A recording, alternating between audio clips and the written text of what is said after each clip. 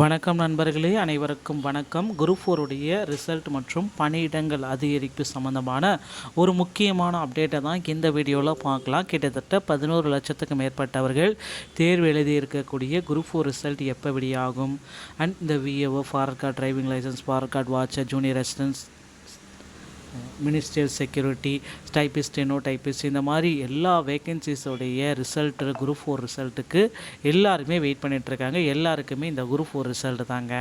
So முதற்கட்டமாக group 4ல் 2 deciding factor இருக்குது. அப்படின்னா குரூப் 4ல் ரிசல்ட்டு, குரூப் 4 உடைய தேர்வு கடினம், குரூப் 4 உடைய வேக்கன்சிஸ் இன்க்ரீஸ், இது எல்லாமே எப்போ நடக்கும் தனித்தனியாக. ஏன்னா வேக்கன்சிஸ் இன்க்ரீஸ் அப்படின்றது சும்மா ஒரு 500லேருந்து 1000 பணியிடங்கள் பார்த்திங்கன்னா அதிகரித்தாலும் இப்படி இருக்கக்கூடிய பணியிடங்கள் எவ்வளோக்கு அதிகரிக்கும், ஒரு சம்மந்தப்பட்ட முக்கியமான அப்டேட்டை தான் நான் அந்த வீடியோவில் உங்களுக்காக சொல்ல போகிறேன். ஸோ இப்போ தான் நீங்கள் ஃபஸ்ட் டைமாக பார்க்குறீங்க அப்படின்னா நம்ம சேனலை சப்ஸ்கிரைப் அண்ட் பெல்ல கிளிக் பண்ணி வச்சுக்கோங்க. ஸோ வாங்க இந்த வீடியோக்குள்ளே போகலாம்.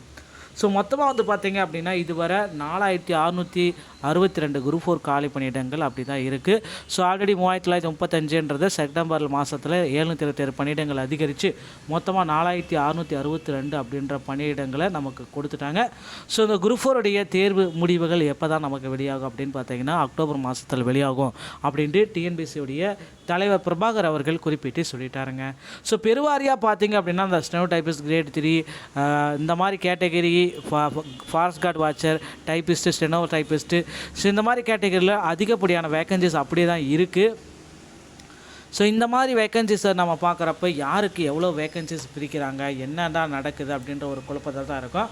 ஸோ ஸ்டெனோ டைப்பிஸ்ட் கிரேட் 3 அப்படின்னு பார்க்குறப்ப 361 வேகன்சிஸ், ஃபாரர் கார்டு பார்க்குறப்ப 65 vacancies, forest guard with driving லைசன்ஸோட 37 வேகன்சிஸ், ஃபாரஸ்ட் வாட்சர் அப்படின்னு பார்க்குறப்ப 71 vacancies, village administrative officer VAO பார்க்குறப்ப 1969 வேகன்சிஸ், ஜூனியர் அசிஸ்டன்ட் செக்யூரிட்டி பார்க்குறப்ப 46 vacancies, junior assistant revenue inspector பார்க்குறப்ப 239 வேகன்சிஸ், டைப்பிஸ்ட் அண்ட் டெரோடைப்பிஸ்ட் பார்க்குறப்ப 1392 வேகன்சிஸுங்க.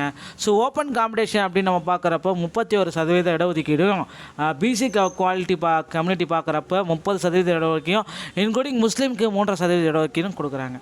ஸோ மோஸ்ட் அடுத்து பார்த்திங்கன்னா எம்பிசி மற்றும் டிஎன்சி பார்க்குறப்ப 20%, எஸ்சி பார்க்குறப்ப 18%, அதில் ரிசர்வேஷன் எஸ்சிஏக்கு 3%, எஸ்டிக்கு 1% கொடுக்குறாங்க.